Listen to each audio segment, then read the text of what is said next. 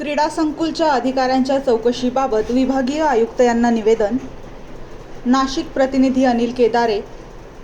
मुंबई-आग्रा महामार्ग आडगाव नाका येथील मीनाताई ठाकरे स्टेडियम विभागीय क्रीडा संकुल येथे राज्यस्तरीय क्रीडा स्पर्धा भरवल्या जातात.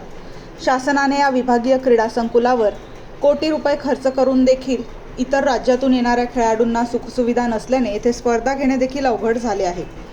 तरी नाशिक विभागीय क्रीडा अधिकारी स्नेहल साळुंखे व अरविंद चौधरी हे नाशिक ॲथलेटिक्स फाउंडेशनचे सचिव मंगेश मारुती राऊत यांनी माहितीचा अधिकार टाकून देखील केवळ उडवाउडवीची उत्तरे देऊ त्यांच्यावरच कारवाई करण्याचे अधिकाऱ्यांकडून उत्तर मिळत असल्याने अखेर नाशिक ॲथलेटिक्स फाउंडेशनचे सचिव तसेच साई ॲथलेटिक्सचे कोच मंगेश मारुती राऊत यांनी नाशिक रोड येथील विभागीय कार्यालय येथे जाऊन विभागीय आयुक्त डॉक्टर प्रवीण गेडाम यांना क्रीडा अधिकारी यांची चौकशी करून खेळाडूंना न्याय द्यावा असे निवेदन देण्यात आले.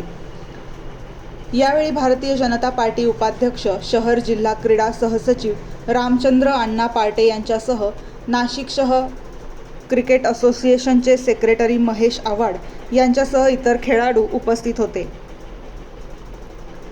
निर्भीड ज्योत न्यूज चॅनलसाठी अनिल केदारे, नाशिक.